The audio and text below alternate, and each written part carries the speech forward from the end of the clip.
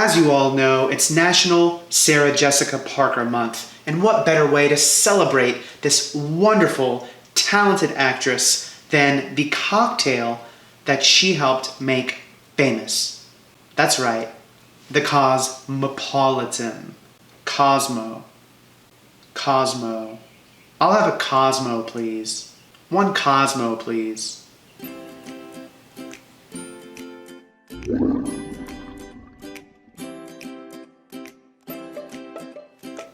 There are a few different stories about who did the Cosmopolitan first, how it evolved.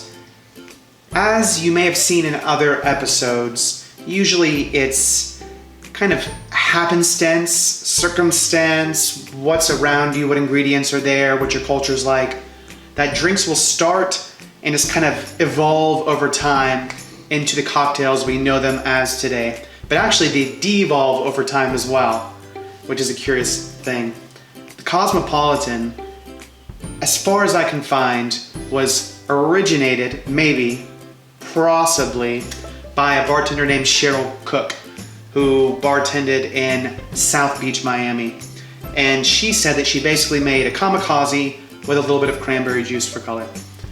I'm not really sure, but it really, really rose to popularity from New York and Manhattan specifically by a couple of killer bartenders, one of them being Dale DeGroff, King Cocktail as he's called.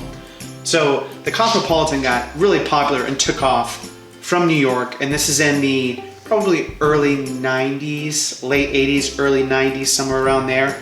And there was a couple of key celebrities that played a part in getting the cocktail so big. One of them was Sarah Jessica Parker, and the role she played in Sex and the City. She ordered Cosmos pretty frequently, and white women took to it. And it was cool for a while. For a while their Cosmos were really vogue. I'm pretty sure that Madonna had a Cosmopolitan at like some awards ceremony or something like that.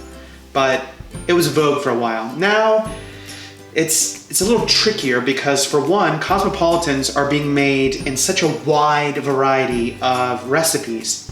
It's hard to pinpoint exactly which one is right. So that's why we're here today, to talk about what the modern Cosmopolitan looks like. Now, before we get into the cocktail, which I will very soon because I have ice and a chilled glass that's starting to come to room temperature, the way that I would normally do a Cosmopolitan at the bar is a bit different than the one I'm going to do tonight. Because of ingredients, I had to shift some things around, but still keep the essence of the drink. If I were to do it at the bar with everything available to me, a Cosmopolitan would be 2 ounces of Absolute Citron Vodka, 0.75 ounces of Cointreau, 1/4 ounce of simple syrup, 0.75-ish of cranberry, 0.5 of lime juice. Now shake it for a good amount of time and strain it into a chilled martini glass, probably with a lime wheel, possibly with an orange rind. So that kind of depends on how you wanna, what version you wanna do. The thing to understand though about this drink is that you can modify it to your liking, as long as you're keeping the key ingredients, which is vodka, some sort of citrus, liqueur, cranberry juice, lime. And usually there's a bit of simple syrup, but that really depends. So today I'm gonna give you a modified version with slightly different ingredients. For one, I'm not using citron vodka, I'm using Tito's because that was what was available.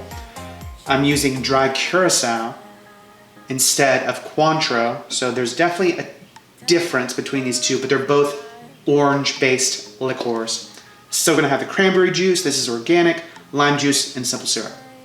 So let's get right into the build of the Cosmopolitan. All right, grab your mixing vessel. We try to start with our cheapest ingredients first. In this case, it's simple syrup. So I'm gonna do 1/4 ounce of simple syrup. Next up is lime juice. In this modified recipe, I'm gonna do 1 ounce of fresh lime juice. Maybe a little more.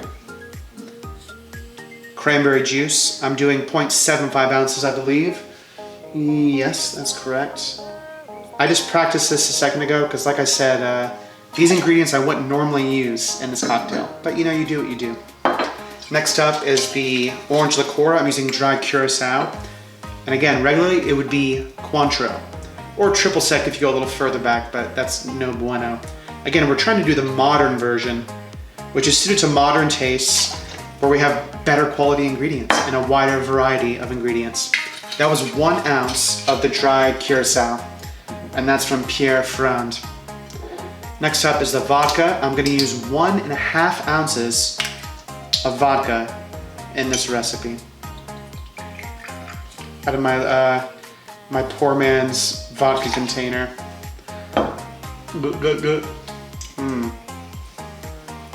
And that's it for this build. So now we're gonna add some ice. And we're gonna give it a good shake.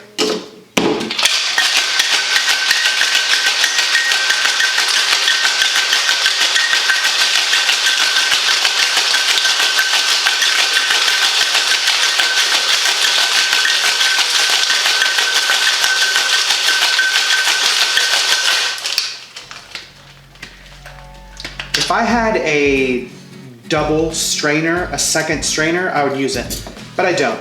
Luckily, I have a really good Hawthorne strainer from Cocktail Kingdom, and it does a pretty good job getting rid of those little ice crystals, which I don't really care for.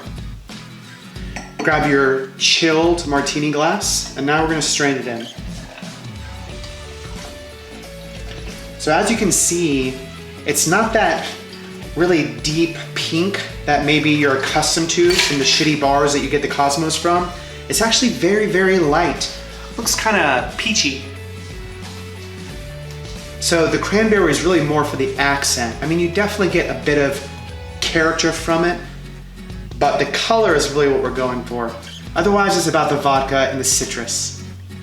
So here's the classic modern Cosmopolitan. Let's try it.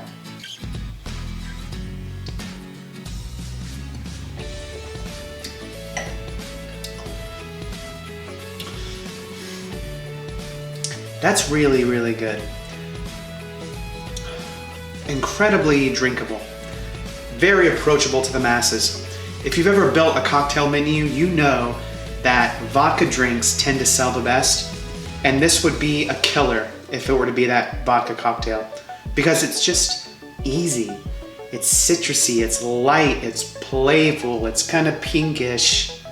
It's just a good, balanced, slightly tart cocktail. I really like the dry curacao in this instead of the Cointreau. Cointreau, it's just so overdone, overpriced, kind of boring at this point. I kind of like this spiced up version of it. And this lime wheel, if you find that it's not tart enough, just squeeze it in there. If you like the acidity the way it is, then keep it on the side. With 1 ounce of lime juice in this particular recipe, I think that the acid is just right for me. Some people would want it a little bit sweeter, a little more Sarah Jessica, and in that case you would cut down the lime juice a bit, maybe up it in the cranberry department, make it a little more pink. Yeah. So thank you for your time. I appreciate it. I hope you learned something new. Cosmopolitans can be good, not just for women, for everybody.